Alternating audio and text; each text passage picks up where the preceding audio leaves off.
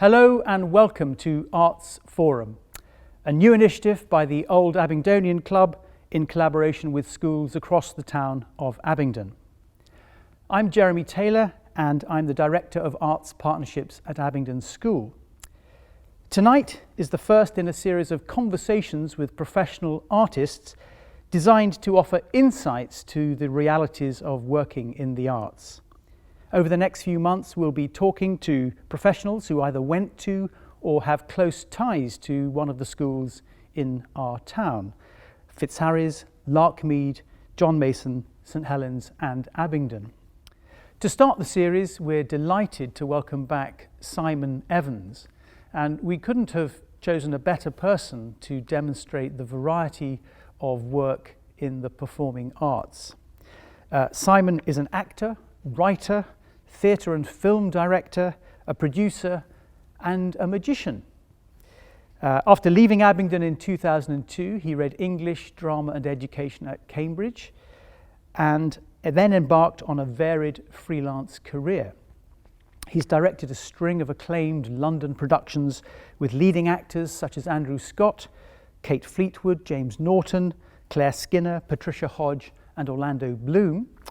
And most recently, he made his first foray into television with the acclaimed BBC One and Netflix series Staged, which featured David Tennant, Michael Sheen, Adrian Lester, Samuel L. Jackson and Dame Judi Dench. And not content with directing the series, Simon also wrote and acted in it. Our interviewer this evening is Gina Clarke. Gina is studying A-levels in drama, media and English language at John Mason School and Larkmead. Like Simon, she's an actor and director as well as a filmmaker with the Abingdon Film Academy. And she recently completed her first play as part of the National Theatre's New Views programme. Now, before we start, I just want to remind you that although tonight's event is free to watch, one of the aims of the OA Club in creating this series was to try and support the arts community. As we all know, everyone in the arts has been very heavily affected by the pandemic, and a great many artists have been unable to access any of the support from the government's furlough or job support schemes. So we'd like to invite those who can to consider making a donation to the Theatre Artists Fund, a charity set up to give emergency support for theatre workers and freelancers across the UK who are in need of urgent financial support. The link to their website where you can make a donation will be provided after the broadcast. So without further ado, over to Gina. Thank you.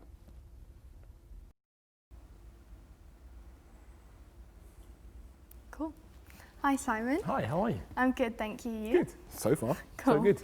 First question is, do you come from an artistic or theatrical family? Are those the two options? Yeah. Is that what you mean? No, Oh, either. no, I'm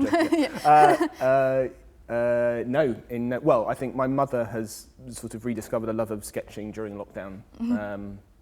And my father has built a bird table. So, but that's, I think, the extent of their craftsmanship. No, they were both dentists. So no, they were very supportive in terms of taking me to the theatre and to films and encouraging that. But no, I was a disappointment. What sort of student were you at school? Was it always clear that you were going to have a career in theatre? That's a good question. What sort of a student was I at school? I would defer to some of the other people in the room, I suppose, for that. But no, in fact, the school I went to before I came to Abingdon in no way encouraged me to be theatrical. That's not to be dismissive of them. My best friend was the sort of school actor. Then he got the lead role in all the plays, while I was just a guy carrying the spear in the sort of back of the set. And then when I came here, somebody thought I had some potential and sort of gave me a bit of a break, and then I sort of fell in love with it. And then I took up magic and decided to become a magician and started doing magic, and suddenly found that I enjoyed being on stage, and sort of from that point on found my way into it. Was there anything specific to do with the arts that you took part in? Any shows at your time at Abingdon School? Sort of what that I remember fondly? Yeah, I mean all of them. I mean the first sort of shot I had, the first opportunity I had to say many lines on stage was Jeremy Taylor's production of A Midsummer Night's Dream that I played Lysander in, and said some lines. Then after that, did some more Shakespeare here. Did a magic show here where I cut the headmaster in half on the Amy Hall stage, because why not? And then started directing here as well. Messed up my ASs completely because I spent all my time directing Arcadia by Tom Stoppard and doing a magic show. Then sort of got my act together a little bit and tried to do some more stuff. So, I mean, yeah, the most amazing experiences here. I think the most fundamental was that the place gave me a sense of, I can make this stuff happen. I don't just need to do what I'm told. I can be a bit irreverent and play around with it a bit. What were your ambitions then after you left school? I don't know that I could tell you what my ambitions are now, let alone what they were when I was 18. I wanted to go to university, or rather, my parents, knowing that I wanted to work in theatre or film, encouraged me to go to university instead. So yeah. That sounds rude. They weren't forcing my arm, but their sense was, yes, okay, arts is fine, but it's a bit risky, so why don't you try to get a degree first? So my ambition was to get to a nice university and sort of do as well as I could there. And then off the back of that, move to London and seek my fortune. Initially as an actor, that was my first impulse. And then when I got to university, I was allowed to direct more and create my own shows. And so then I thought, well, acting's hard. Acting's really hard. Directing's hard too, but at least with directing, you can grab the reins a little bit more of your life. Acting, you're just at the roll of everybody else's dice for a while. So I think my ambition was to try and work in theatre and film, but have as much control over that as I could. So how did you then become a director? What did you do to become a director? Were there any specific training courses that you took part in? It's a really good question. I get asked that one quite a lot. For me, no. There are some really good training courses out there if you want to go to drama school and study to be a director. At the risk of talking those courses down, which a lot of brilliant directors have come through those sorts of things. They cost a lot of money. Yeah. And those sorts of, if you've got that money, or if someone is prepared to invest in your career, you'd be better putting on a few shows yourself and sort of learning on the job and doing the best thing you can there. In terms of being a director myself, I became a magician first, and I loved the storytelling of that. I loved that I was a close-up magician, and I loved that you had someone in front of you and they were yours for 5 or 10 minutes, and you could tell them a story, and if you told the story in a way that they didn't realize was going to surprise them, but you knew was going to surprise them, then at the end you can blow their mind, and that's a thrill, isn't it, to be able to do that? So it was in magic that I went, oh, this storytelling that's a bit deceptive is really fun, and playing with how people are observing things is really, really fun. And from there, that sort of led me into a bit of theatre. But then I moved to London. Well, no, first I went to Edinburgh. I took 3 shows up to Edinburgh, which were sort of media. One of them was a magic show, which was fine. The other one was a production of Dracula that I devised and was pretty awful. And one was a production of The Bacchae that I translated, which was really awful. And I performed in The Bacchae, and the Times described my performance as mesmerisingly awful. Mesmerisingly awful. And that's a review you don't come back from in a big way. So my first attempt to sort of go, here world, here is my craft, was not met with I was going to say universal acclaim. It wasn't met with any acclaim at all, just complete condemnation. But because they were big ticket items, because they were sort of big known titles, we managed to make a bit of money. So I which is a rare thing in Edinburgh. So I then sort of moved to London with not a lot, but a couple of £1,000, which you sort of went, oh, that's a thing that I can put towards something here. So got a job in London, working for an amazing charity called the Shakespeare Schools Festival, and in the evening sort of using that money to try and put on my own work, which I did, and that seemed to go well. It was a show called Madness in Valencia that I did at the White Bear Theatre, which is one of these amazing, tiny, brilliant pub theatres in London that give people, to answer your question about sort of courses, these are the theatres where you can just put something on for a few weeks. And I did that, and it was Time Out Show of the Week, and it was their Critics' Choice, and it got a transfer to the West End, and then things started to move. So it was all just a bit of graft and some magic. So theatre and the arts is known for being very unpredictable. How have you survived between theatre jobs, and how do you cope with rejection? It's a big question. How do you survive between theatre jobs? I've been very lucky. A bit of advice I was given when I was quite new to it was, at least for the first period of time, just sort of say yes to everything. Mm-hmm. You've no idea. And if you sort of look at the careers of any directors of any medium, or really any artists who you would consider at some point in their career to have been successful, their route to success, whatever you call success, has been completely different to the person next to them, to that filmmaker, to that theatre maker, whatever it is. So I don't think there's a route, but I do think when you're at the beginning, when you don't know what the route is, you can do a lot worse than just be a yes person. Now that's not to mean you should be taken advantage of, but I've been able to keep pretty busy by just going, if I'm not doing anything, there is always something out there I can do. And maybe I won't be paid for it, or maybe it'll cost me something, but I'll be better at what I do by doing that. And I think what am I trying to say? I think you have to earn snobbery. I think you have to get to a stage where you are successful enough where you can start being picky about what you do. Yeah. Up until then, you've no right at all to say that job is beneath me, that's not a thing I should do. You sort of have to go, and I meet these people and they're going, I just don't think I should do that anymore. And I go, but is anything else being offered to you? And if it's not, sorry, you've got to do that for a bit. You've got to earn your stripes. And there does feel like there are these glass ceilings that you only break through by sort of going, I've just held on high enough. In fact, one person said to me at once, you just have to stick with it because directors die, is what they said. And it was like, they will run out of directors at the top end of age, so they'll need new ones. So just stick with it. And as sort of trite as that sounds, there's a sort of truth to that, of going, there's work out there to be found, and certainly in your sort of early years, you've got to do it. How do you deal with rejection? It's difficult. I think the only way you can look at it is all I can say to you right here, right now, is that I've been rejected a lot, and I'm very happy with where I am in my career now. You've got to treat it like a long game. Yeah. Or maybe this is more important. You've got to decide what your cut-off point is. And this is a thing I say to quite a few young people who are sort of getting into the industry for the first time. You go, you've got to decide slightly how many years you're going to give this, and where you think you might have got by that point.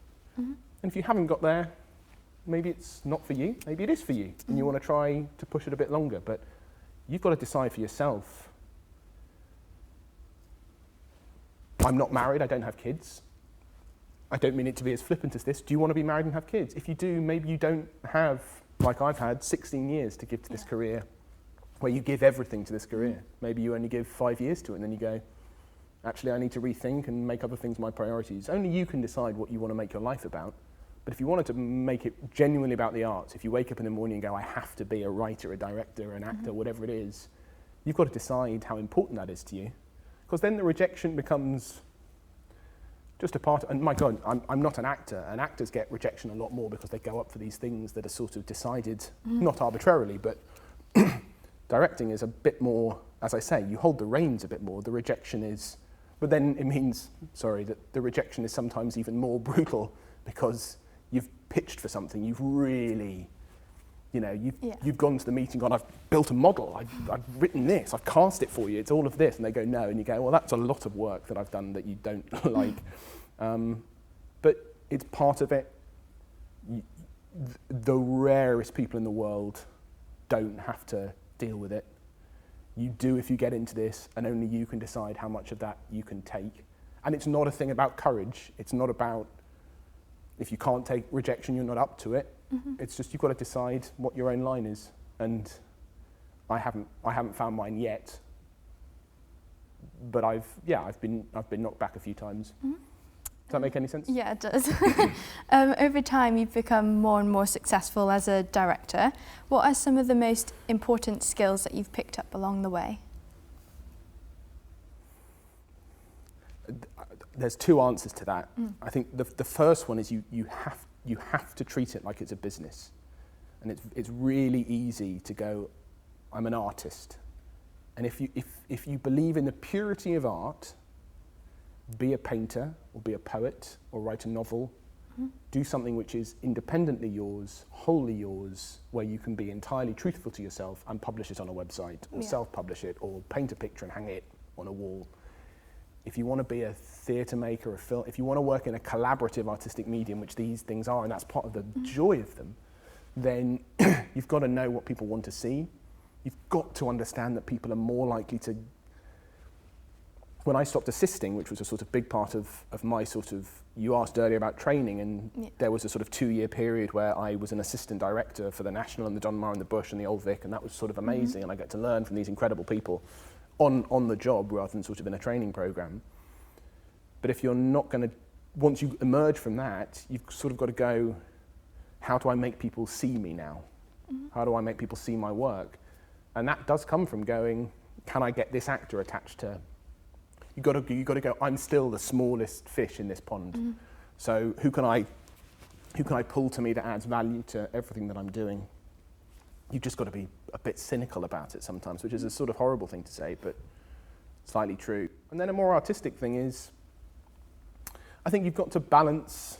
Well, you've got to be able to collaborate. You've got to be able to work with people, and you've got to be sensitive to what people need. You've got to realise that the job of a director, and that's all I can really speak about, is about managing people.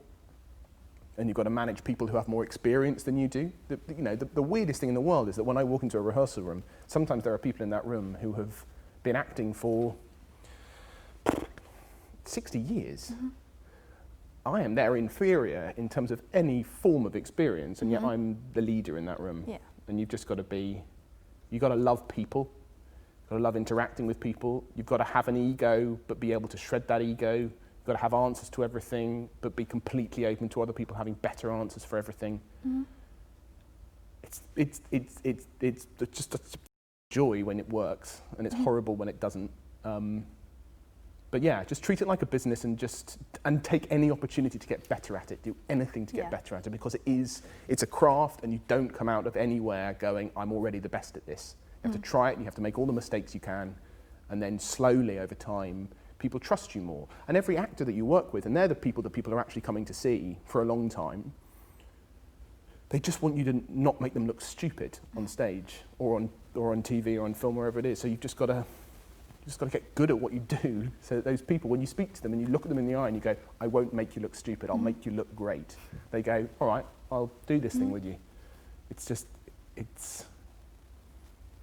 not, at least for me, film and theatre is not pure, I'm a creative visionary, you're a creative visionary, let's get together and make a blessed, pure thing. We're going to have to sit in a rehearsal room or on set or do this full time. It's going to be tough.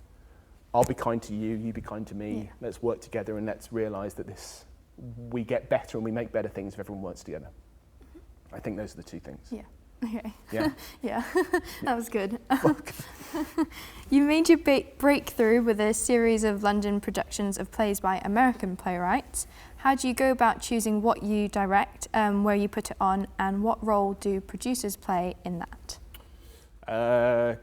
That's a great question. To sort of the producer thing, I'll come back to, I suppose, because there's sort of two answers to that. If you're lucky enough to get to the position I'm in, there's two things going on simultaneously, which is you are offered things. Producers come to you with, we've got a theatre, or sometimes not even we've got a theatre. This is a play I want to do, would you like to direct it? And then it's about reading it and going, let's be honest, there's probably sort of three questions there. Is it going to make me a lot of money? Yeah. Is it going to challenge me and improve what I do? Or is it just going to be really interesting? Is it just a really fun one to do? And I suppose I need do I need at least two?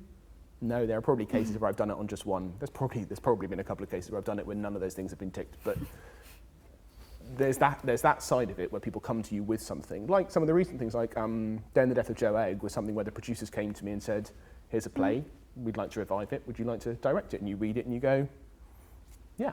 Similarly, there are things where people come to you and give you this thing and you go, that's not for me. And sometimes that's a personal thing. Other times I've been offered things and I've gone, I'm just not the best person for this. There's people who can do this a lot better than I can. Then the other side of it is the projects that you nurture yourself, where I don't do it so much anymore, but maybe about 5 years ago, I was probably reading, I don't know, 7 to 10 plays a week, just trying to find that tiny pile of sort of 4 or 5 that you go, I will kill anyone who does these before I do, or just this has to be me that does this. And then you start to put it together yourself, and that's what happened with a play I did a little while ago called The Dazzle with Andrew Scott, where I found this play, and I found it slightly cynically because I was quite new to the industry and everyone told me that I should find plays with small casts because no one would trust me with anything too big. So I would find these plays with 3 people, and I found this and I thought, this is amazing, and no one's done it over here. And I sort of showed it to a lot of people and nobody wanted it because it had had a production in New York, its first production, which had been all right, received all right, but no, and I think everyone read the play, read the reviews and went, it's obviously not very good, and I went, no, it really can be. And I managed to get Andrew Scott attached to it, and then producers wanted to do it, and then it sort of happened. And so it's those sort of 2 things. Yeah. And I think to then answer your final point, which was about producers, if you're creating the show yourself, if you've read the play, it goes a stage further if you're writing something, because that's an even further level of investment. But if I found a play that I really want to do, then I will compromise less. Because you go, this is a thing that touches me. And I sort of always say this, whenever I'm reading a play for the first time, I read it with a pencil to sort of circle words and underline bits and go, I like this, I don't like this, this needs to change, this is brilliant. There are a handful of plays where I've got to the end and I've not written anything, and that's not because I've not got anything to write, I've just been completely held by it in that way that something can do when you've done it enough that you can imagine an entire production when you read it, and you just go, and that's when you feel the nerves at the end of your fingers at every sort of page that you turn, and it's the most amazing thing. And it's those where you go, I'll take this to a producer, but I will not compromise this. It has to be this, because it means everything to me. And then there's other things where someone comes to you and goes, do you want to direct this here? And you go, that'll be fun. But that's a different love affair. There's the ones that you'll never forget, and the ones that you have a good time with for a little while. I don't know that my wording there is entirely as I intended it to be, but that's what it is. But we need producers, and the relationship between directors and producers is a sort of complex one, and one that's always sort of trying to be unpicked and reworked. But those guys go out and find people who are prepared to put money into something which may well not make money, and so I love them to bits.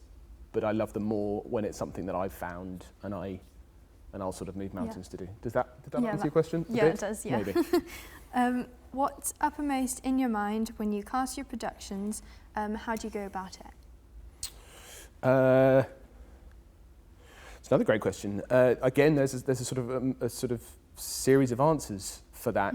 If it's a sort of star-led thing, and if it's so in London at least, there's a complete difference between the sort of commercial West End productions that need to be star-led, where you need an Orlando Bloom in that role because that's how audiences are going to come and see it, and the subsidised theatres that aren't quite so driven by that, and you can be a bit more.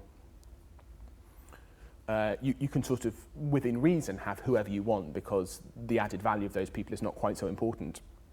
If it's star-led, then you're like, it's only going to happen if we find these people, which is challenging in its own way, whereas the subsidised model is a sort of slightly more relaxed, whoever can come in is brilliant.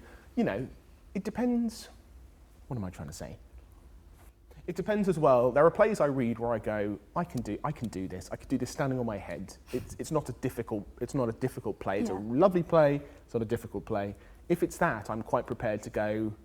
I tend to work with casting directors. Casting directors are these amazing people who see everything. They go to every production in London. So it means that when I say to them, this role in this play needs to be, I don't know,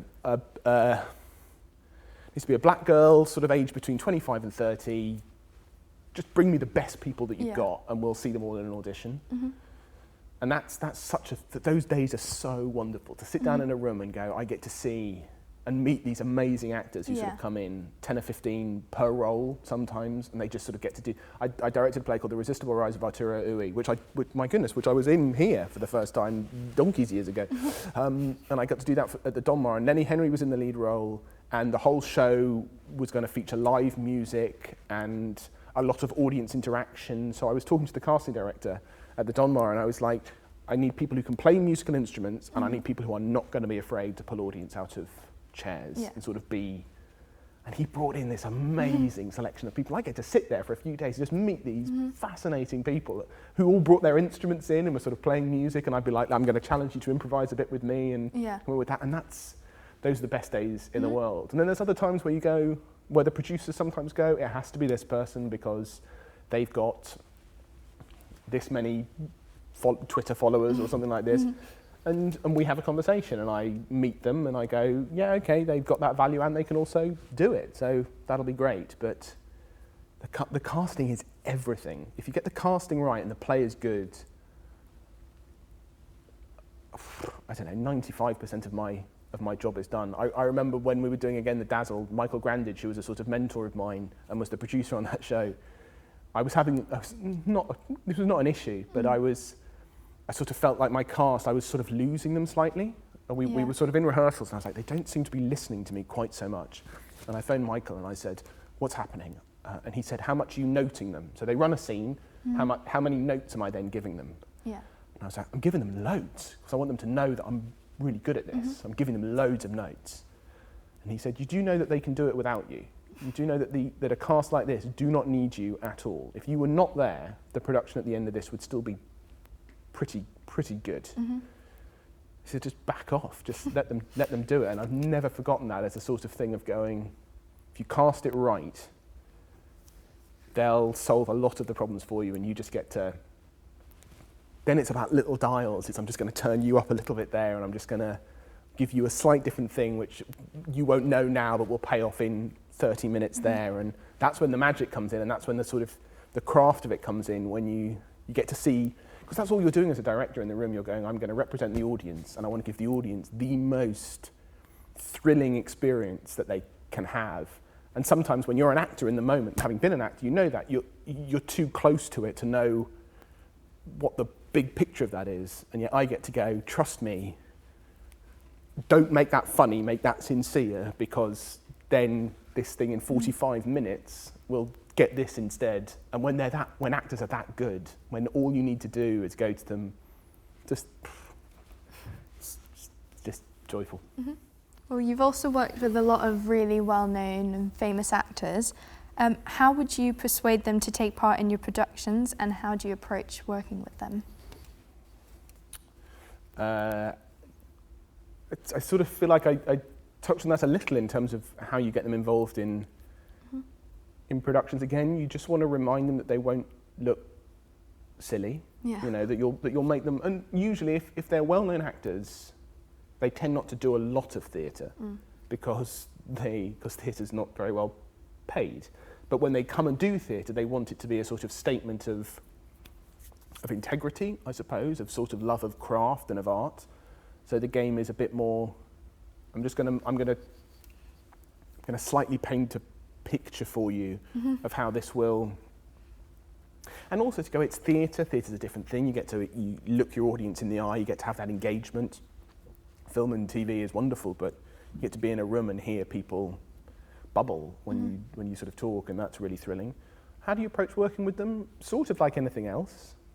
You sort of go.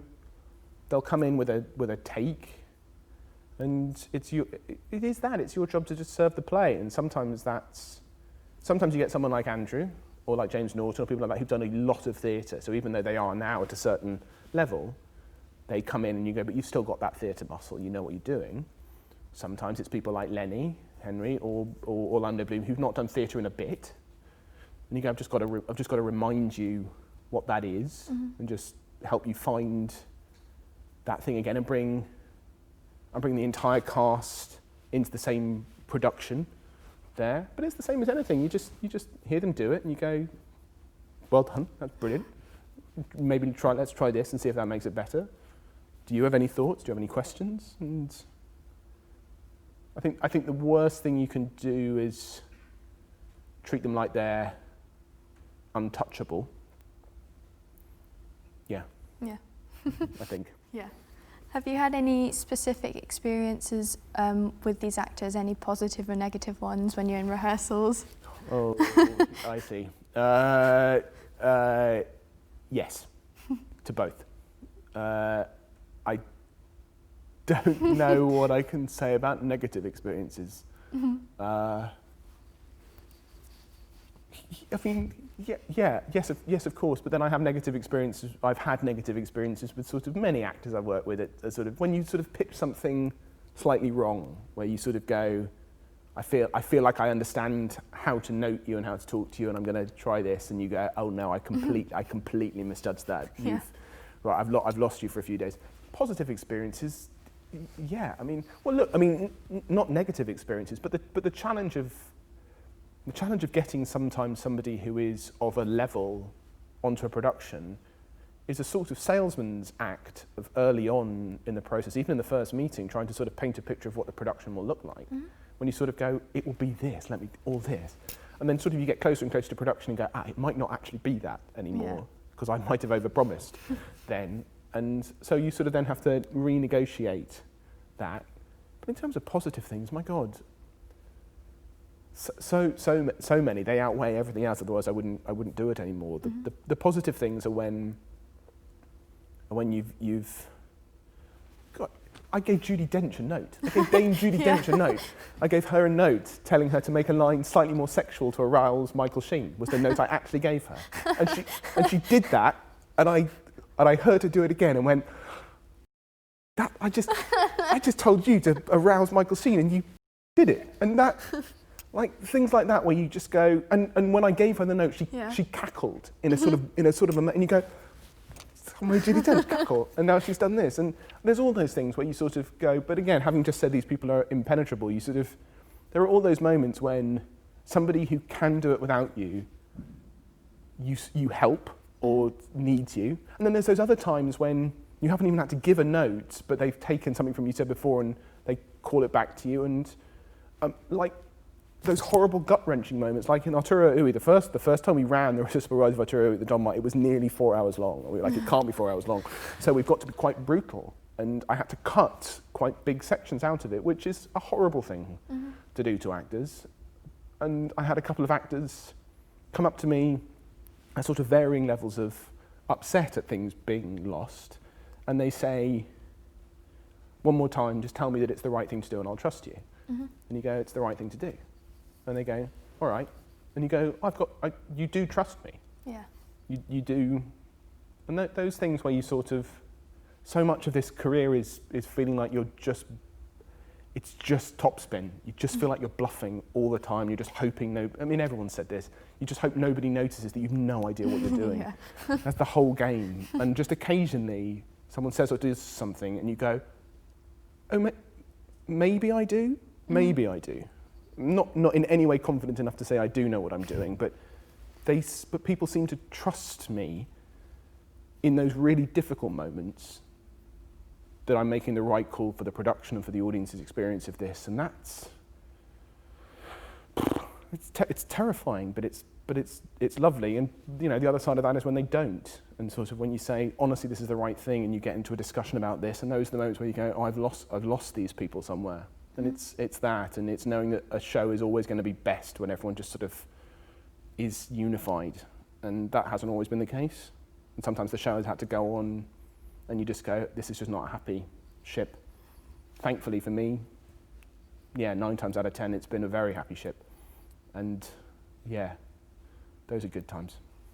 Thank you. As everyone knows, 2020 has been a year like no other. And for most people in the arts, it's been a disaster. But for you, it's seen perhaps your greatest success staged. First of all, what were you doing when lockdown was first announced back in March? And how did Staged come about? That's a pretty good summary of the year. So back in March, I was in pre-production for my first feature film. I was going to be making a film in Cambodia, which is an adaptation of a novel by an amazing novelist called Lawrence Osborne called Hunters in the Dark, and I had adapted the novel for screen, and that's a sort of weird little story in itself, but was sort of all planning for that, and we were supposed to head to Cambodia in sort of May, June. Before that, I was just in a cheeky way going to slip in a quick play. Before then, I was supposed to be directing The Real Thing by Tom Stoppard at Chichester. And yeah, and lockdown happened, and we were trying to cast the film, and two things happened simultaneously. We were trying to cast the film, and we were just having a couple of issues because some of the amazing actors that we were going to for roles loved the script, loved the sense of the project, were a bit nervous that I had never directed anything. I'd done like a short, I'd done nothing televisual at all, and understandably they went, yes, okay, he's got nice reviews for theatre, but he's never worked on set before. And I sort of had to go, well, that's accurate. So that was happening. Simultaneous to that, the artistic director Daniel Evans at Chichester, where I was going to do The Real Thing, before lockdown happened, one of my actors was just getting a bit nervous about this COVID thing that she was hearing sort of rumours about at that time. Can you imagine? And he said to me, she's getting a bit nervous about rehearsing in London. How would you feel about rehearsing in Chichester? And I was like, yeah, fine. And he went, and this is a really weird thing, if she continued to be nervous, how would you feel about just having, like, instead of 5 weeks in Chichester, what if you had the first week just with your two leads on Zoom? Just sort of until this whole thing goes away. And I was like, yeah, fine, we can sort of do that.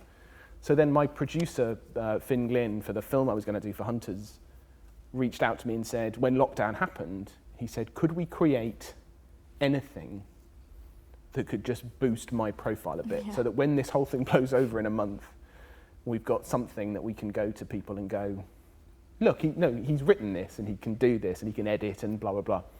And we threw a few ideas around, and at the end of it I sort of went, this I don't know, this might be nothing, but this, Daniel Evans suggested this, and is there that? Is it on Zoom? Do we do it on Zoom? And is this the sort of nature of it? And we thought that was fun. So then we were like, well, who would it be? And we were like, it has to be a sort of double act pair. And Finn had worked with David Tennant before, so he got to David and he said, we've got this weird little idea. And David went, okay, well, tell me more. And so we wrote a sort of treatment for it, a sort of one page. It was one page that goes, an inept director just tries to keep a production going through lockdown with his two leads in the hope that when lockdown ends, he can sort of bring it back. And we wrote this, and we gave it to David in the sort of hope, because I'd been such a huge fan of Good Omens and David and Michael, and I sort of went, and we were like, maybe he'll take it to, if he likes it, maybe he'll suggest taking it to Michael. And he did, which was lovely. And so suddenly, having not written anything, we were on a Zoom call with Michael and David and Finn and me and Victor, Finn's sort of producing partner, and we were just sort of pitching this thing and going, and they were like, how we do it? And we don't know, I had no idea. I'm nothing for you, except this is an idea, and if you like the idea, we can see what we can do with it. And they were like, and so what we were sort of on that call sort of saying is, do you like it enough that we can go and explore how we do it? And that wasn't what came out of the meeting. Instead, they went, well, we'll only express an interest if we can read a pilot. At which point, we had sort of said to them that we already had a pilot. So I then had a weekend to write a pilot. So we wrote the pilot, we sent it to them on the Monday, having finished on the Friday. And they read it and went, okay, we like this. So we made that for free. Nobody got paid, we just sort of made it. And it took about 4 weeks to make that pilot. We found an editor, we found a composer, and we made this thing. It was 15 minutes, which is exactly what it is now. And we showed that to the BBC, and the BBC said, this is fun, we like this, we'll have 5 more. But we need them before lockdown ends, which was another, at that point, was 4 weeks away. So having taken 4 weeks to make one, we then had 4 weeks to make another 5. And so we did. We just sort of went, okay, well, that's what we have to do. So we did. So I was writing the day I will never forget. I was writing 5. No, sorry. I was writing 5, filming 4, and as in episodes, writing episode 5, filming episode 4, watching the edit of episode 3, all on the same day, bouncing between these two things. Because David and Michael both had, well, they're now 1-year-olds. At the time they were 6 months old, so they were like, we've got tiny windows of time that we can film. So it was jump on for an hour, let's film this scene, great, got it, back, watch the edit, great, now we've got to film the next one tomorrow, right, I'll crack on with that. Oh, David and Michael are available again, let's get on with that, and let's... But we did, and then it sort of went out, and I was as nervous as I was, to sort of go back to what I said before. A producer brings you a play and says, do you want to do this? You're like, yeah, fine. Yeah, what fun. If it's a play you found and you adore, the stakes are much higher because you go, I found this and I made this happen. But still, if people hate it, you go, oh, you just didn't like the play and I didn't have anything to do with that. When you've written it and you've directed it and you've done it all, it goes on TV and you just go, if this is bad, if people don't like this, I can't, how do I come back from that? Talk about rejection, that's the ultimate one. And I'm in it, and it's me playing me in it, in a thing I've written and directed about me and about these guys, and if people don't like it, I've nowhere to hide. There's no rabbit warren deep enough that I can go down there and feel safe again. So when it came out, I was, a mess. And then quite quickly intoxicated, and then that was better. And then we sort of, we watched it all on people. And you're sort of accustomed on, when you make a theatre show on Twitter and social media and all this sort of stuff, which I'm not a huge, I'm not a big user like other people are, but I do use it. When you sort of have a press night for a play, you sort of wake up groggily the next morning going, let's see what the reviews are and let's see what people say, and maybe 20 people have sort of written a tweet about it. I woke up the next day and there were thousands of, and you go, oh, what is this? And it was just, and I'd never had anything like it, and it was just a bit mad. And even, my God, even stage is small fry compared to what other people in bigger profile things go through. But for me, it was huge and terrifying and wonderful, and we're making more now, and it's we're back in it again, and it's again terrifying and all the the good and bad things. Had you written anything before stage?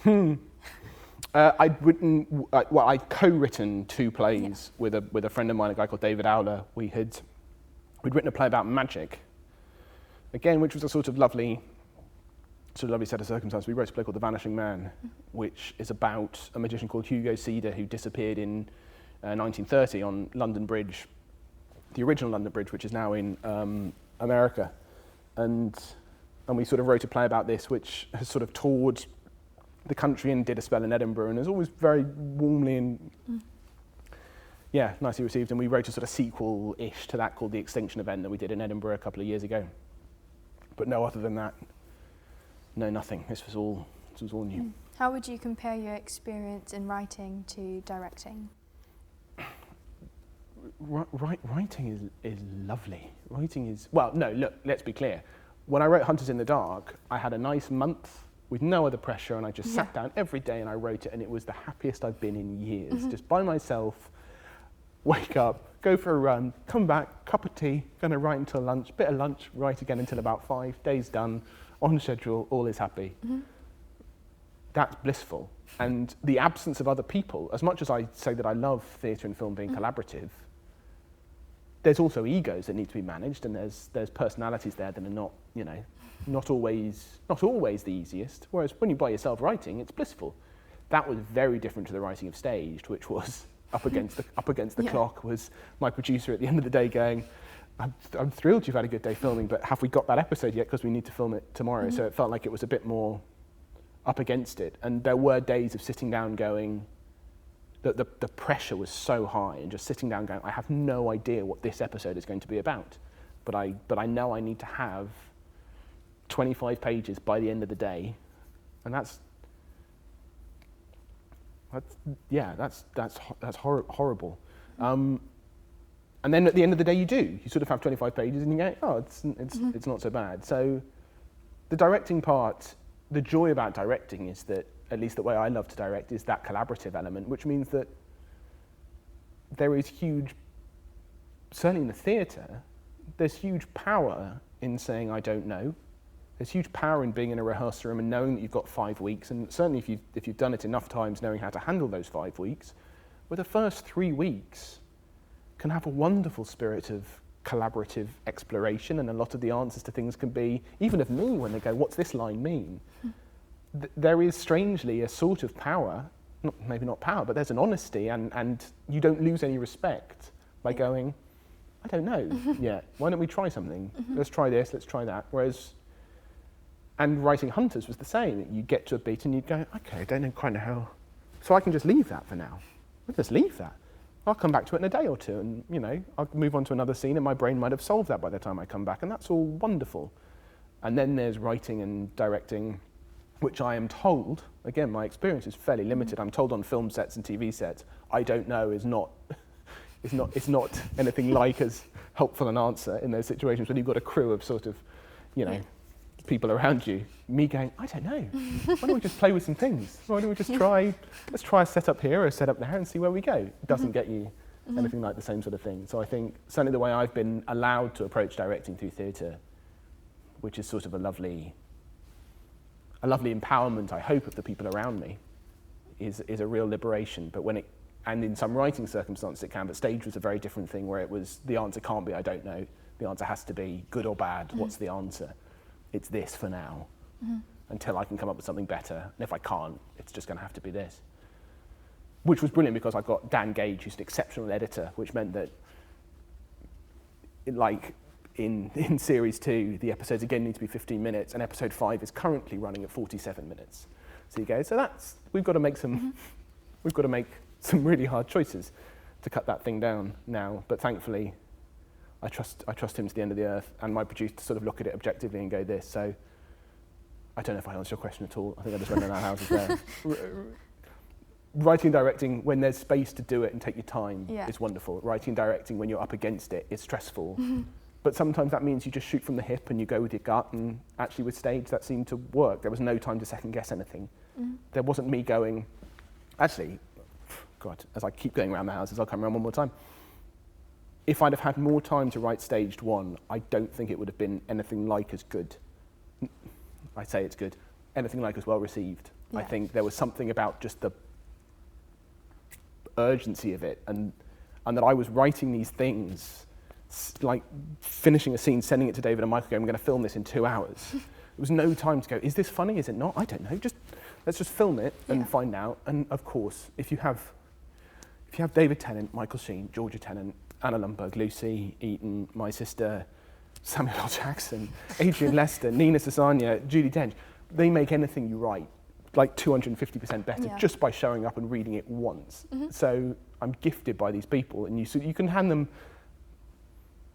I'm like, even in Series 2, there's a speech I wrote for Michael. I wrote it, and I'm proud of that. He won't need to do anything to that. It's just brilliant. And he read it, and I'm like, you've made it better still, just by just doing your thing. And you get those people, and so, again, I've just spun around the house again. It's all tough. When you've got a bit more time, it's nicer, and it can be more gentle, and it can be more collaborative, and you can just sort of find it as you go. When you're up against it, you've just got to go, is this it? Let's find out. And that's also fun. It's all great. Just some of it's great afterwards, some of it's great as you're going through it. I'll finish with that. Yeah, thank you. Has the success of Staged made you think about moving away from theatre in favour of writing and or directing film and television? Yeah, very much. I mean, I'm incredibly lucky that in this sort of weird fallow time for so many creative people, actually, I've sort of moved laterally onto a different set of train tracks that seem to be opening up more possibilities. That said, I don't know whether I would still be doing that now in the conditions of the world at the moment. I mean, theatre's in trouble. I don't know. And to have sort of gone from a place of sort of celebration in the answer to your last question to what it is now. I mean, my God, I feel for the sort of generation of theatre makers, one below me. At least I sort of managed to get a foot in the door. Yeah. At least I sort of managed to go, I'm here, and you can trust me with a budget and big name actors and a big play. Those people a stage below me, I think, are going to be struggling. Yes, of course it has. And even if it hadn't, the idea of writing more is a really satisfying thing. And having now directed stuff that I've written myself, that's that's really exciting. But I don't know, with the exception of a couple of things that are sort of still hang-ups from things I'd agreed to do before lockdown. Theatre's a thing that I'm sort of just watching from a slight distance, wanting to help as much as I can, and there's a few things that are sort of bubbling that I think I will be involved in, I hope, that help a bit. But it's for smarter people than me to work out what the future of that's going to look like. And I just don't know that I'm clever enough to contribute much to that conversation. Yeah. How would you advise young people now who are drawn to working in the arts? Should they still go for it, or do you have a sense of how they can adapt and thrive in a post-COVID world? Of course they should go for it. Of course they should. But it feels like what's happened at the moment to contemporaries of mine and people the sort of generation lower is that there's sort of three groups of people. There are people who've given up on it and just are deciding to retrain. And I mean, it was a sort of, the arts took it in a really ugly way when the sort of government put out that thing about we could retrain and all that sort of stuff, and you went, you've not, even though that was a thing from the past, and you sort of went, you've got to be careful with this. But there are people, and I've got very dear friends who've gone, the thing about working in the arts, and remind me that there was a 2 and 3 there, that the thing about working in the arts is that it is all consuming, and it's very difficult to get any objectivity about it, because you've just sort of got to survive, and you're sort of Wile E. Coyote, just sort of running off the cliff, and as long as you don't look down, you'll sort of keep moving forward, but as soon as you look down, you go, oh God, there's no ground underneath me. And I think this has been a sort of, for me as well, a sort of amazing pause button being pushed, where you go, is this what I want to do with my life? Am I happy in where I've been? You sort of know time to ask yourself that question. And I think a few people have, and have gone, certainly like very dear friends of mine have gone, actually I'm not. I'd like to retrain, I'd like to do something else. And they are now doing that other thing, and are very happy with that. Yeah. So there's that, there's a group of people who've sort of given up on it. The second people have held on to it incredibly tightly. And these are people who are doing sort of Shakespeare readings on Zoom, who are sort of trying to set up, performances in theatres again and open new theatres and all of this sort of stuff, which is, I mean, it's amazing, but that requires, I think, so much. They're sort of going, this is my thing, and I've given a lot of my life to this thing, and I'm not going to let it go just because there's no one to come and see it anymore. And that's laudable. I don't have that faith, I don't have that loyalty to it to go, I'm going to bet everything on this being fine. Yeah. And then the third thing, which is me, and I don't know if this is the best, but it served me, is to be a bit nimbler. And that's my word. It's my word. It's the word that I have found most accurately reflects a sort of lightness on the feet that goes, okay, I was doing this. That doesn't seem possible anymore. Do I want to stop doing that, or do I want to just move a bit and just be a bit loose and be a bit open to anything new that might present itself if I'm just sort of open to experiences? And I think when you enter this industry, there's a huge amount of value in having a sort of, when I sort of first entered this, I had a 5-year sort of goal. I sort of said in 5 years I want to have directed a fringe show that has been well received, and I want to have assisted at a venue that's sort of got a really good reputation. I sort of had a list of those, and I'd achieved both of those in those 5 years. The problem with that can sometimes be that you become blind to the other opportunities that come your way. And I don't think the world now, I don't think this is the world to have a complete unity of focus. I think this is the world to go, when I say I want to work in arts, what does that mean to me? And what are the various ways that I could do that? And let's be as open to all of those as we can, if that's what I want to do. And art, I mean, we probably don't quite have the time to get into a sort of philosophical conversation about what art is, but for me it can sort of offer two things. It can challenge people, and it should grab people by the scruff of the neck and just shake them and go, that thing you think might not be right, and it should do the complete opposite and go, that thing you feel that you think you're completely alone in, don't worry, someone else feels it too. Mm-hmm. And in both cases, you can do that in all sorts of ways. You could write music, you could write a play, you could write a novel, you could write a poem, you could paint a picture, you could direct a film, whatever it is you want to do. But they're all there, all of those things are there. This doesn't feel like the time to go, but my way is this way. Now feels like the time to go, if you want to be an artist, is it for money? If it's for money, I've none. If it's about telling a story to somebody, what are your ways of doing that? And maybe that idea you had for a feature film is now an audio play, or it's just be on the balls of your feet a bit more, be lighter, it's a mistake to think you're compromising yourself if you don't have one dream. It can be about the ways that you want to touch people, reach, but whatever it is. But if you want to be an artist, I think it's about that more than... This doesn't feel like a time to be constricted by craft. It feels like the time to go, there's so many ways. What roads might suddenly open if I just keep my wits about me and I become a yes person, I just sort of make it. It doesn't feel the time to limit yourself in anything. Be as open-minded as you can be. Mm-hmm. Otherwise, there's going to be plenty of people trying to force themselves through that one door that you're also going through, but it might be that there's much less trying to find that way, and that, don't be precious. Thank you. When we were talking about staged, you mentioned season 2, and so I wanted to ask, are there any projects you're working on at the moment? Season 2.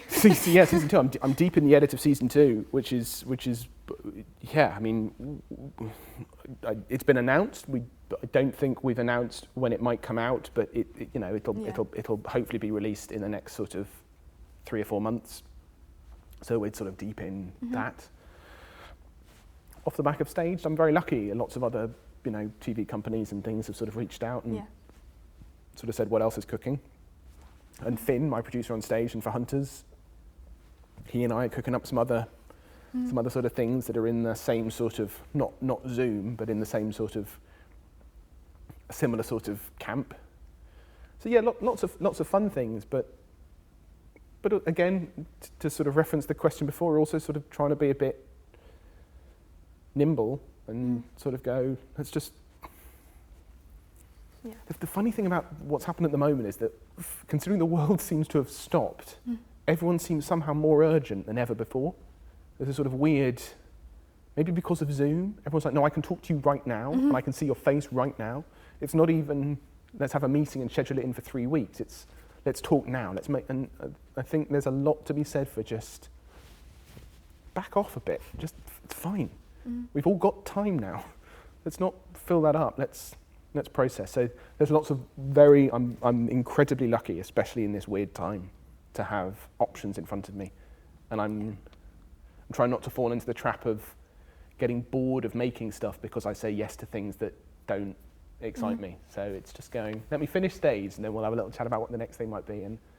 And yeah, there's some theatre projects, as I said, that are sort of hang-ups from what was happening before, which I'd love to get the chance to do, and I'd love to be back in the theatre again if there can be an audience there, and if you can hear that audience laugh and cry and gasp in all the right places.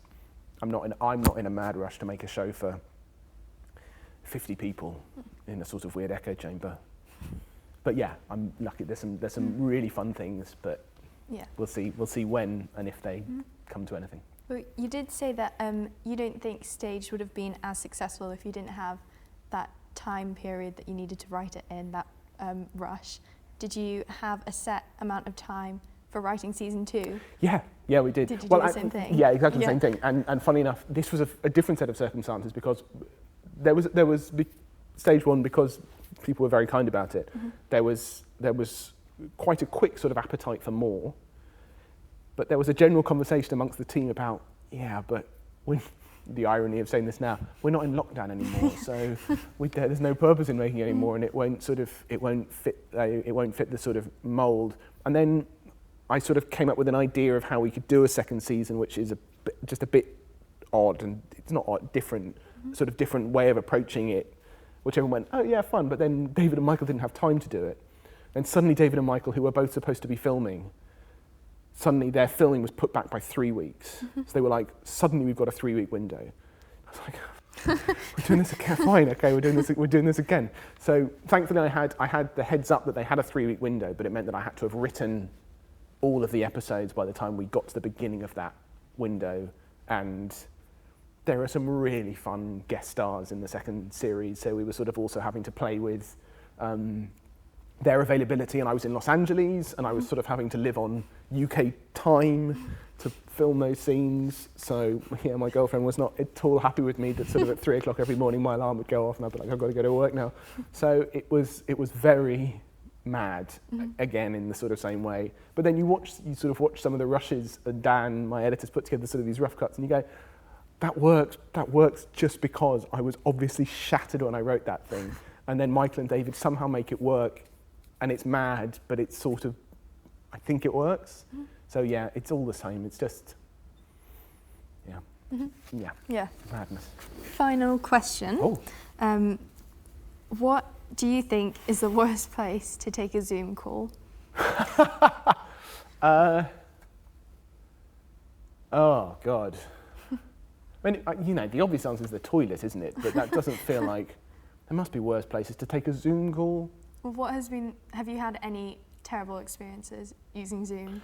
Yeah, because it's not so much using Zoom, but the technology through which we film staged. Yeah. We have a program on the laptop, so we film it on people's laptops, and the software runs in the background and just records from the camera. So we're not recording Zoom, we're recording each individual person's camera feed when they push record, and we're simultaneously on a Zoom call so they can see the other actors and play off them. And those two separate bits of software, this gets very boring and technical, use a lot of the sort of CPU power, so the computers get really hot and start so the footage can sometimes become really staccato and really broken up. And I've had Judy Dent was sort of talking Judy through how to set up a Zoom call, and this program that we used to record it was a sort of experience that you go, this is my life now.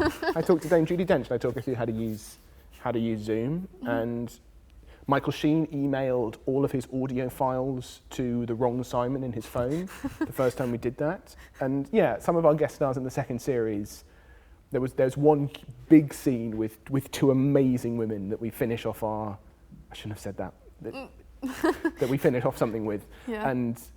And we had 4 hours to film what is quite a long scene, and an hour of it was used up just trying to get the tech working. And and this was at 3 a.m. in LA when I wasn't at my sharpest. Things like that. I love Zoom for allowing me to make staged, and other times I like it less, and it's been a strange thorn in my side. But the worst place to have a Zoom, when I was in LA, I went with my girlfriend to Joshua Tree, which is a place that is not famous for a phone signal. You sort of go there to meditate and just be away from everything. Yeah. And I had to jump on a Zoom call there with some people. And again, any place that it doesn't work, because now the expectation is that it works everywhere. And you go, no, it doesn't. It can be like phone signal 20 years ago, can still be sketchy. So I love it to bits, and Zoom can sponsor Stage 3 as much as they would like to. But yeah, I don't think bad place is just bad, sometimes urgent circumstances which can't handle bad signal. Thank you. Oh my God, thank you. So now we've got a few questions from students across the schools in Abingdon. So this one's from Lucy at St Helens, and she asked, when you're directing a play, what's the process for you, and how do you develop your ideas for a production? That's a great sort of quite open question. It sort of depends a lot on the circumstance. You know, you read the play first, and the first thing you want to do is you want to read the play and go, why me? What do I connect with this? What makes it personal for me? What do I resonate with? What makes me cry? What makes me laugh? What are the things that? There's a great thing about Monty Python. Was it Monty Python? I'm pretty sure it was Monty Python, where they went, fundamentally, we were just writing jokes for our best friends. We would just go, I just want my best friend to find this funny. And it's the same thing for me. I read a play and go, for the people who know me, why when they watch this will they go, I know why Simon chose that because that line resonates with this. And as soon as you've got that, that sort of starts to unlock it. And the second thing for me is maybe because of the magic thing, I've always been completely thrilled. What theatre does that nothing else does is you've got an audience there, you've got people, and you can do anything with them. You can play with them, you can mess around with them, you can put the lights up on them, you can point at someone, you can pull someone up on stage, you can make them feel safe and completely unstable in the space of 5 minutes. So I'm always like, why is this a play? What can I do with an audience that I've not been able to do before? And maybe that's as strong as I'm actually literally like Arturo and I'm going to pull you out of a chair and onto stage. Other times it's I want you to sort of all laugh or cry at the same moment. And once you've got those, once you've got what I care about and what I want them to sort of take away from it and feel, not that religion is on the wane at all, but it's so rare to get people together in a room for a communal experience, for a sort of ritual like that. So you go, once I've worked out what I want that to be and what I want me on here to be, then the vision, and then you work with the designer and you go, I don't know, I've got these weird ideas in my head, and they draw a sketch and you go, that's it. That's exactly what I didn't realise I knew what it was, but that's what it is. And then you get to collaborate with these amazing people. But first and foremost for me, it's what do I want to say and how do I want them to hear it? And then you start to work with other people and the ideas bubble up from there quite quickly. Cool. This one's from B. John Mason, and she asked, in stage, there's a hilarious Zoom rehearsal which starts with a silly warm-up game. How do you run your rehearsals, and do you always start with a game? No, I don't. How do I run my rehearsals? First, no, I don't start with a game. I did when I was a younger director. You sort of read these books on directing, and they suggest these weird exercises and games. And you're like, that must be what real directing is. Games and exercises, and then you sort of get into the room with people who are brilliant at what they do. And I did it once when I was invited to direct something at the Donmar. I dared in the sort of, you do this amazing thing called a meet and greet on the first day when the entire creative team stands in a circle and usually the entire staff of the theatre, and you all go, hi, this is me, I'm doing this. And I had the audacity, I don't think I pulled it off, I don't think I did it with nearly enough sass, of going, I just think we should play some Zip Zap Boing just around the room with everybody here. And the artistic director of the theatre fixed me with sort of laser eyes. That was a joke. And in my head, I did it like a really funny guy, and in reality, I think I did it like a sort of scared child who'd been dared by their best friend to do it. I don't do it. You've got little exercises sometimes which you go, repeat the last word of that line to get a sense of the response. But I'm lucky, I sort of get to work with actors now who understand things at quite a core level. How do you handle the rehearsals? In a fairly standard way, really. I do a thing that I learned from the people I assisted called sort of layering, where you layer up. You just try to get through it as quickly as you can.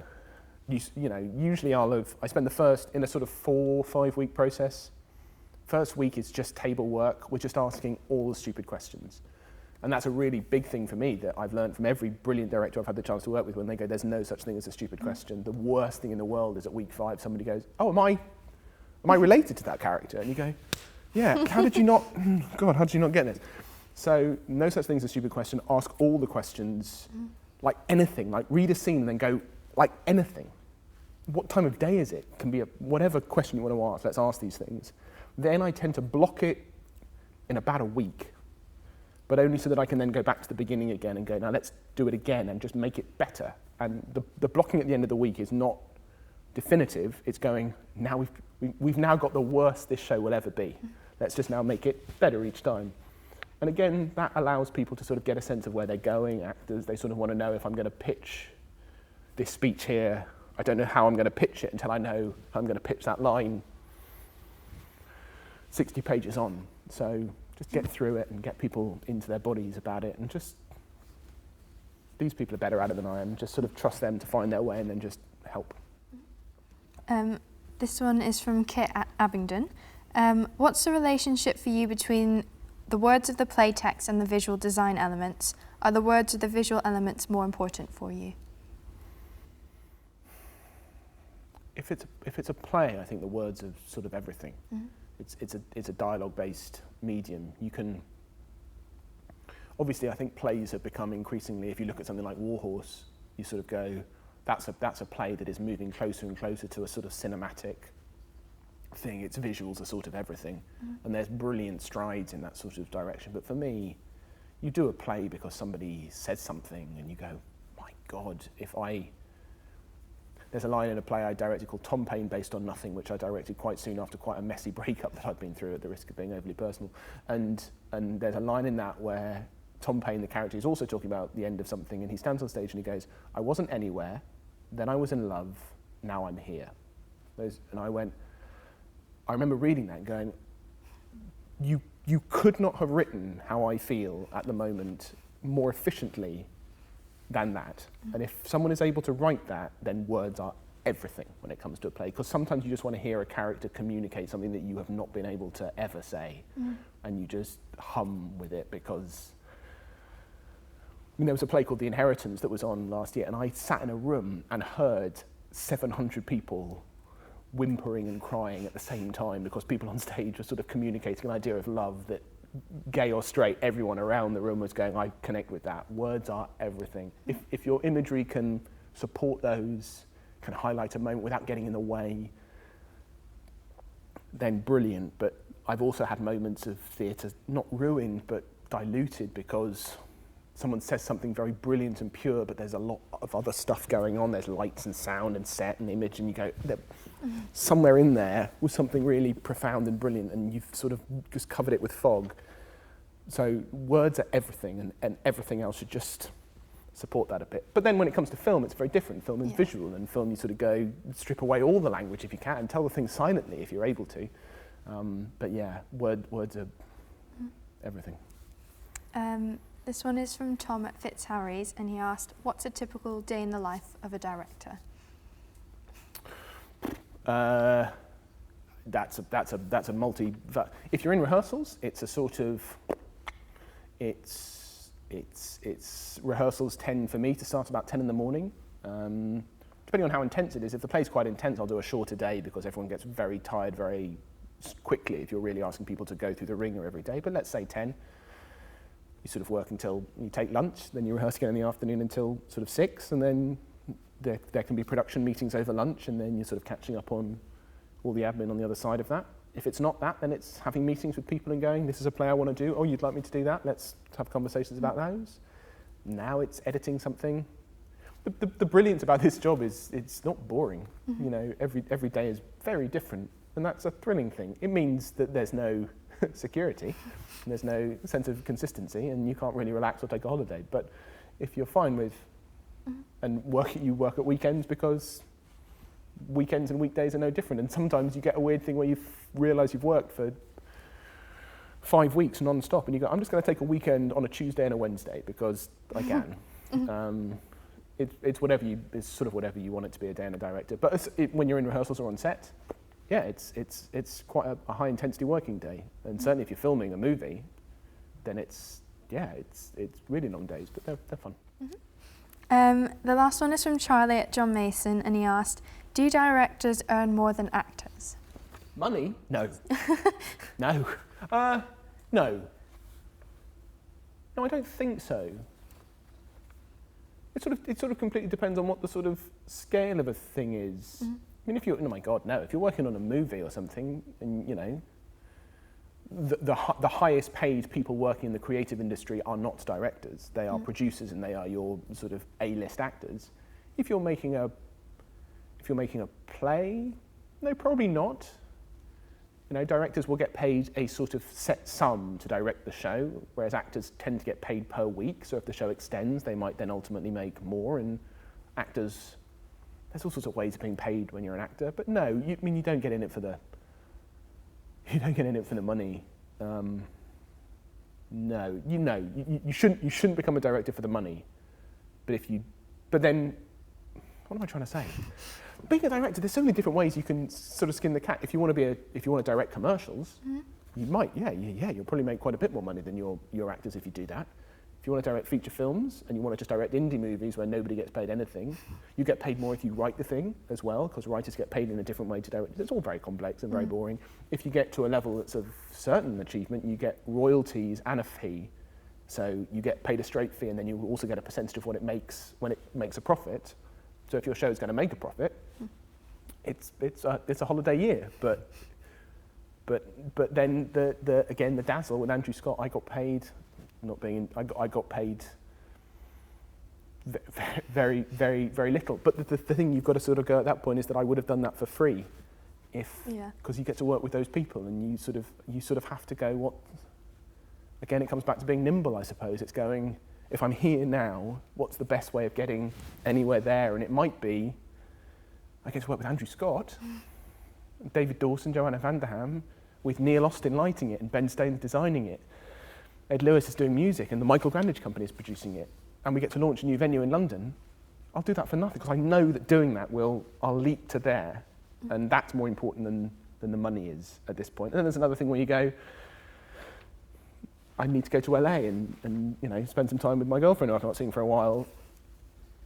I need to do a thing which is going to just bring a bit of money to me. What can we sort of do there? And then that becomes the thing. But again, that's nimbleness, and it's going, what are we doing it for? But no, you shouldn't get into any of this for money. But if you do want money, you'll probably be guaranteed an income slightly sooner as an actor than as a director.